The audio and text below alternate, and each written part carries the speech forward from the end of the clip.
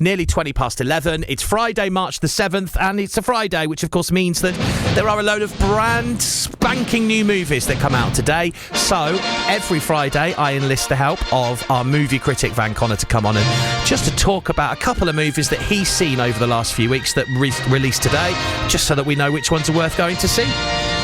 Welcome back to the show, Van Connor. How are we? You all right? Had a good week? All good, Mr. Ball, thanks. Yeah, you know, it's the week after the Oscars, so it's kind of a recovery week. It's the industry's going back on its feet. There are movies out again because it's always quiet just before the Oscars, and you know we actually get stuff to review this week. So that's been something. How are you doing? You good? All good this side. Quite looking forward actually to one of the movies we're going to talk about today because it's on my list, shall we say? We're looking at. Okay, go on. We're going to look at one of them days soon, but Mickey 17 is where we're going to start, and this on paper is a movie right up my street. So let's talk about it. Was it any good? Was it any good? Yes, it is. It's the new movie from Joon-Ho, who was the director of, most recently, Parasites, before that, Okja, before that, Snowpiercer, which you know is 1000% my jam. Yeah. So this is tonally kind of like Okja, but with a bit of the sort of future aesthetic of Snowpiercer kind of thrown in for good measure. So all the satire, but with some of the gloss as well. And it follows Robert Pattinson as Mickey Barnes, who has gotten passage on one like an early human space colony ship by taking on the role of an expendable, which means they use him as a literal canary down the coal mine type and expose him to all sorts of horrible things, knowing full well that when he dies, they can just print a new one of him off and download his memories back into him.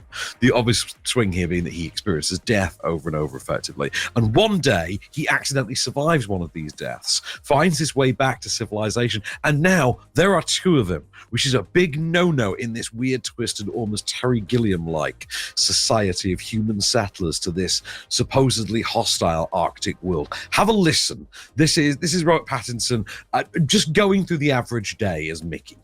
Hi, Mickey. How you doing? Are you experiencing any vertigo, nausea, or dizziness? I guess I am feeling a little dizzy. It's only going to get worse from here, Mickey, with a nice fever, too. Truth is, you're exposed to unthinkable levels of radiation right now, which is why we sent you out in the first place. Okay. If you could give us a full description of your symptoms. So, a couple things I want to go through on our cosmic radiation checklist. First, how long until your skin starts to burn? Then, how long until you go blind? And of course, how long until you die? That's the real nut we're after. I mean, it just sounds great. So every time he like you say, he'll die numerous times because obviously they're putting him in these places and stuff. So when he comes back, they download his brain. Is he the same person the next time round? I think it's literally explained within the plot that they literally take like a memory stamp of him every morning. So, you know, he only ever loses the day. Other than that, he gets like a reset. But different versions of him have different personality traits. It's worth noting. So Mickey 18, for instance, is quite aggressive compared to Mickey 17, who's a lot more sensitive. And therein lies the rub. You've also got, for instance, Mark Ruffalo as this very Terry Gilliam, almost Yorgos Lanthimos Poor Things character that you had, kind of level of scenery chewing, kind of political villain. For this, Great. He's got Toni Collette as his on-screen wife. It's got a lot of that weird, quirky, Bong Joon-Ho friendly satire, particularly of note. You know, if you're a fan of Okja, which, like I say, this skews tonally closest to, but it does have those outer space, grimy engine room kind of aesthetics that you know from Snowpiercer. For instance, so it is kind of weirdly like Bong Joon-Ho is getting to have his cake and eat it with this one. Robert Pattinson's a lot of fun in it, especially playing different versions of the same sort of quirky, odd character. Sounds like a really fun movie, and yeah, it's right up my street, so I'll be trying to watch this one over the next few weeks or so. Mickey 17, if you do want to see it, it is showing at the Light in Banbury, View Bicester, the Living Room Cinema Chipping Norton, Cineworld Whitney and Phoenix Picture House. All right, let's move on to our next one. This is One of Them Days, a little bit more serious. No, actually, far sillier. In a Oh, strange really? way, because this is a lot like Superbad or Booksmart, Great. or Harold and Kumar. You know, the sort of road trip adventures of Harold and Kumar, where it's two best friends just going on this adventure. You know, in a relatively enclosed setting, like albeit one city or one neighborhood or whatever.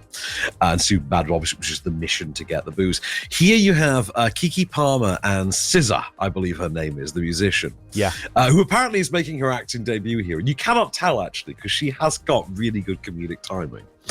They are best friends in a low-income Los Angeles neighborhood who lose their rent money one month to SZA's scheming, manipulative, opportunistic boyfriend. And they find themselves with 9 hours to basically go and source $1,500 to pay the rent, lest they, literally lose the roof over their head. And the timer literally counts down on screen as we follow their antics through this day, the various schemes that they try to exact just to come up with $1,500 just to pay the rent for another month. So I've got a clip for you, and this is one of their many side quests. This one is the attempting to get a payday loan. Do you want the loan or not? I do work at a diner. I'm a waitress. I make a steady paycheck. Okay, fine, yeah. I'm gonna see your ID so I can run your credit check. Full disclosure, my credit score is currently a little... No, it doesn't matter. As long as you have a job, arms and a leg, the system will approve you,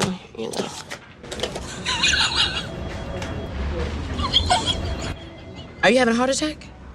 Oh my God, ma'am. Are you okay? Are you? I've never seen a credit score this low.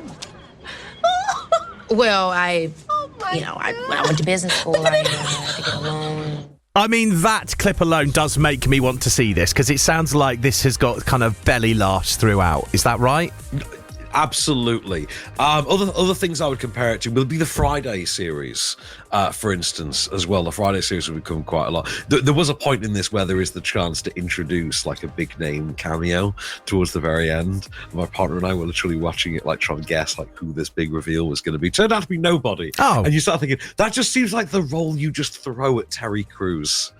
Or Terry Crews, or were he around anymore, Michael Clark Duncan, because it would have been a great like reveal. That is the only missed opportunity, though, in what's otherwise a pretty successful, quick fire, pro hit comedy. Like, this works very well. Keke Palmer's been a scene stealer for a couple of years now, like particularly if you remember like Jordan Peele's Nope. Back in 2021, I think that was 2022, 2021. And SZA, like I say, has great comedic timing as well, and they bounce quite well off of one another. I don't know if I'd want to see more of these like Harold and Kumar, but as a one and done like Booksmart, I actually think this is kind of a gem. I would watch this again, and it's one that you'd put on with mates, kind of thing, or you would just like if you're out with your mates and you're looking for something to see at the multiplex, and this is on. Do chance it with this. I think you'll have quite a good time. It definitely sounds like a sort of movie, you want to go and see with friends. So if you do want to see one of them days, it is only showing at the View Cinema in Oxford if you do want to catch it. And it's out now, so go and enjoy. Lovely. Thank you very much, Van. Anything big to look forward to for next week? Anything else coming out? Well, we've got a new Soderbergh movie out next week, because Soderbergh movies are like historically they are like buses. You wait years and then two come along at once. Yeah. And this always happens with him. He does the little indie one, then he does the slightly more expensive ones. The little indie one was Presence, we talked about like a month or so ago, the sort of haunted house one. Yeah. And this is the sort of slightly more expensive one that comes alongside it for this year, and it's called Black Bag, and it's like a spy thriller with Michael Fassbender. So we'll be able to talk about that, as well as I think Io Adabiri in Opus next week. Excellent. All right, some good movies to look forward to. Well, have a lovely weekend, Van. We will speak later on, so have a good one. Till the next time, good sir. Thank you very much. Plenty of options there if you fancy a nice cinema trip out this weekend.